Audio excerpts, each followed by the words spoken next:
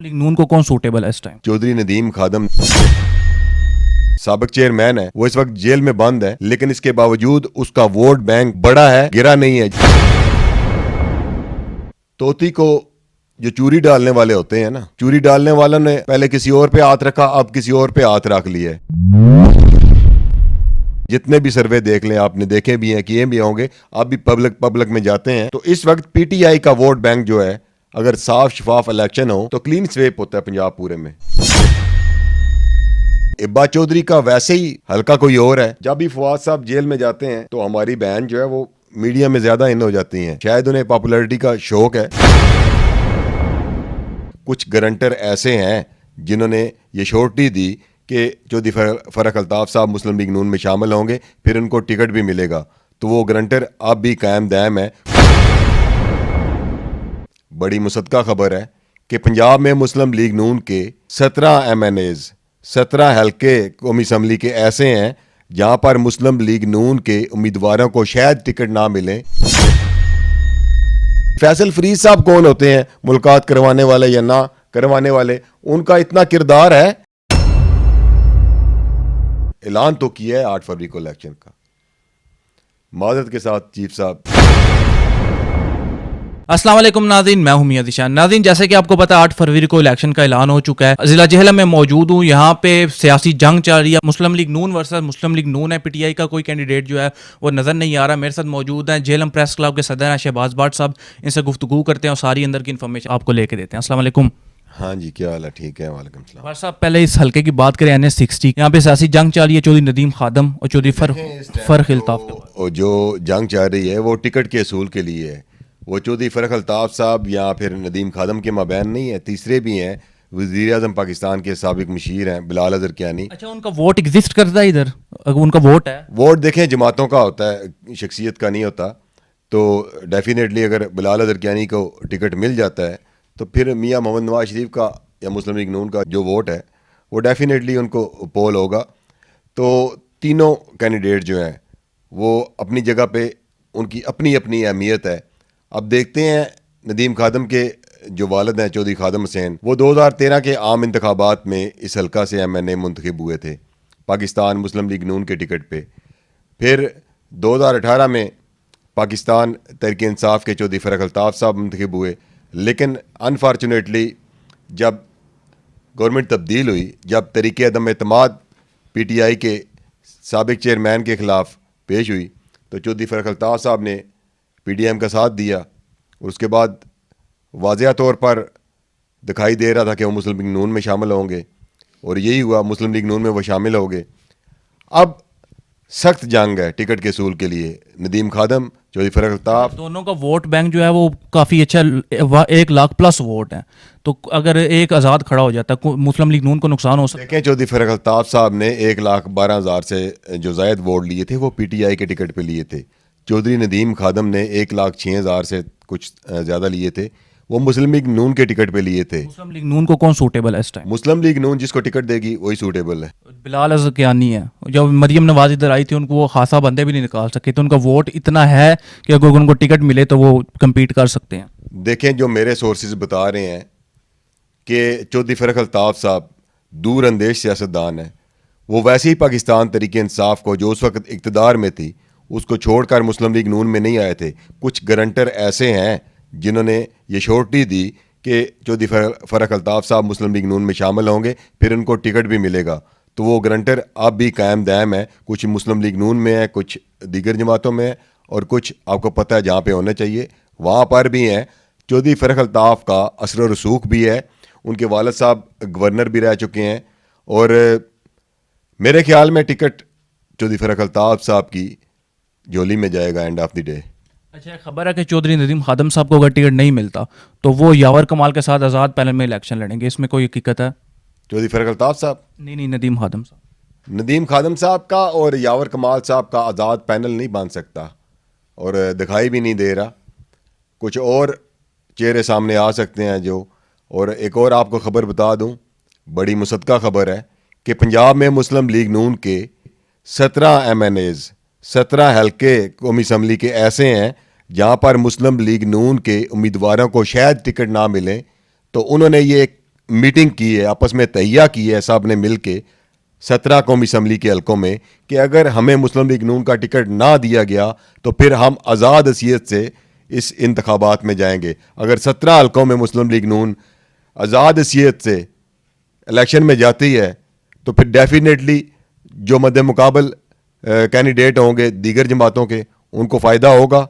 और इस वक्त आपको पता ही है, वैसे ही एक जमात के जो रहनुमा है या साबिक चेयरमैन है वो इस वक्त जेल में बंद है, लेकिन इसके बावजूद उसका वोट बैंक बड़ा है, गिरा नहीं है। जितने भी सर्वे देख लें, आपने देखे भी हैं, किए भी होंगे, आप भी पब्लिक में जाते हैं, तो इस वक्त पीटीआई का वोट बैंक जो है, अगर साफ शफाफ इलेक्शन हो तो क्लीन स्वेप होता है पंजाब पूरे में।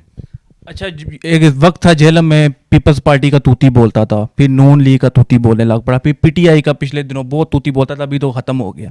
कोई नए चेहरे की गुंजाइश है कि पीटीआई में कोई नया चेहरा आए तो वो यहाँ पे जीत सकता है?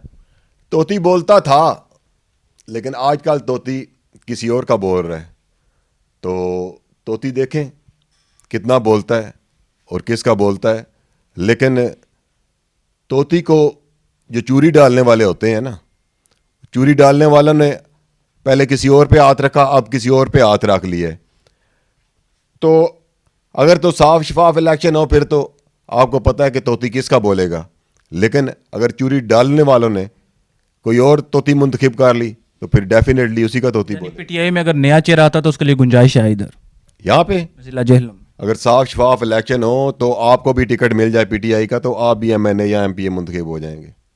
अच्छा, दूसरे हलके में जाएं, चौधरी फवाद साहब की आज इमरान खान साहब से भी मुलाकात हुई है और उनकी बीवी ने भी कहा कि मैं इलेक्शन कैंपेन का आगाज़ करती हूँ। तो फवाद चौधरी साहब लड़ रहे हैं इलेक्शन पीटीआई से? मेरी जब वो अदालत पेशी में आए थे ये 3-4 रोज़ पहले, तो उनसे बात हुई थी, इलेक्शन लड़ेंगे चाहे वो जेल से लड़ें, लेकिन पीटीआई से लड़ेंगे? जहाँ से भी लड़ें, अगर बल्ले का निशान हुआ तो फिर देखेंगे ना कि पीटीआई से लड़ेंगे या फिर आज़ाद हैसियत से लड़ेंगे या जीत सकते हैं। लड़ेंगे। जीतें या ना जीतें, सियासतदान के लिए सियासी मैदान में ठहरना ज़रूरी है। जीत हार बात की बात है। पहले तो देखना ये है कि उनके भाई फैसल फरीद एडवोकेट, वो इलेक्शन की बजाय उनकी तवज्जो ये है कि उनका भाई कैसे जेल से बाहर आना है। तो फैमिली को, दोस्तों को पहले कावश ये करनी चाहिए कि फवाद चौधरी को जेल से बाहर कैसे लाना है। उसके बाद ये इलेक्शन, सियासत, ये चलता रहता है। छोटी छोटी बच्चियाँ हैं उसकी। तो हमारी बहन है, भाभी है हमारी इबा फवाद चौधरी। मैं नहीं समझता कि जो हल्का NA 61 है वहाँ पर कोई खातून जो है वो इलेक्शन कैंपेन इतनी आसानी से कर सकती है। ज़्यादातर रूरल एरिया है और वहाँ पर ख़वातीन का इलेक्शन कैंपेन करना, ख़वातीन कितनी सारी देहातों में जलसों में आती हैं, मीटिंग्स में आती हैं। हमारे शहर में कितनी सारी ख़वातीन निकलती हैं जलसों में। डोर टू डोर कैंपेन अगर ख़वातीन करें तो वो अलग बात है, लेकिन प्रैक्टिकली सियासत जलसे करना, मीटिंग्स करना, ये एक अलहदा मैटर है। यहाँ पर सूटेबल नहीं है इस हल्के में। यहाँ का जो हालात वाक़यात हैं वो थोड़े से डिफरेंट हैं। तो इब्बा चौधरी का वैसे ही हल्का कोई और है। जब भी फवाद साहब जेल में जाते हैं तो हमारी बहन जो है वो मीडिया में ज़्यादा इन हो जाती हैं। शायद उन्हें पॉपुलैरिटी का शौक़ है। मेरे ख्याल में एक अच्छी बीवी को, अच्छी बहन को, अच्छी बेटी को सबसे पहले अपने भाई के लिए, अपने हस्बैंड के लिए, अपने बेटे के लिए ये कावश करनी चाहिए कि वो जेल से कैसे बाहर आएगा। उसके बाद ये सियासी मैदान में जो है कलाबाजियाँ। तो फवाद चौधरी साहब के दो भाई में फैसल फरीद साहब हैं, फराज चौधरी साहब हैं, वो क्यों हिब्बा चौधरी को कह रहे हैं कि मैं इलेक्शन लड़ूंगी? हिब्बा चौधरी का आपको भी पता है ये हल्के ही नहीं है, तो कैसे सूटेबल है। यहाँ पर इस वक्त सूरत हाल ये है कि मुस्लिम लीग, इख्तिलाफ है फैसल फरीद और ये हिब्बा चौधरी में। फैमिली में इख्तलाफात चलते रहते हैं। इख्तलाफात ऐसा चाहे भी नहीं है। फवाद चौधरी की जेल में अपनी बेटियों से मुलाकातें हो रही हैं। ये महज इल्ज़ाम है कि जी मुलाकात नहीं करवाई जा रही। फैसल फरीद साहब कौन होते हैं मुलाकात करवाने वाले या ना करवाने वाले? उनका इतना किरदार है, इतना असर और सूख है कि वो किसी को रोकें, किसी की मुलाकात करवाएं, किसी की मुलाकात ना करवाएं। जब अदालत में पेश किया गया फवाद चौधरी साहब को, तो फैसल फरीद चौधरी साहब वकील होने के बावजूद, भाई होने के बावजूद, उनको ये नहीं पता था कि रावलपिंडी में फवाद चौधरी को पेश किया जा रहा है या इस्लामाबाद में पेश किया जा रहा है, तो जब पता चला तो फैसल फरीद तो खुद लेट आए अदालत में। तो ये मेरे ख्याल में हमारी बहन का जो इल्ज़ाम है ये कोई दुरुस्त नहीं है, कोई हकीकत नहीं है। वो फैमिली की तरह है और बहनों भाइयों की तरह है। हम एहतराम करते हैं अपनी बहन का।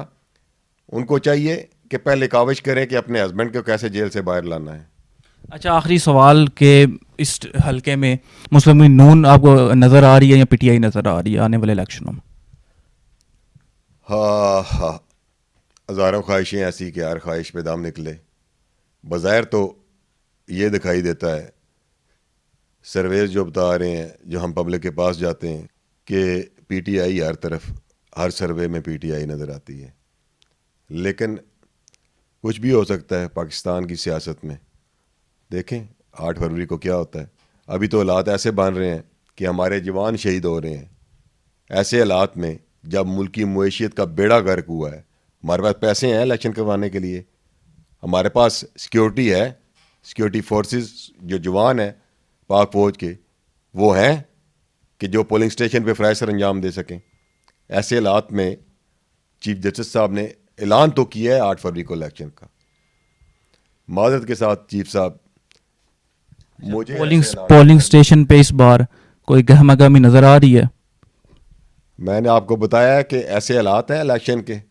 पोलिंग तो तब लगेंगे जब इलेक्शन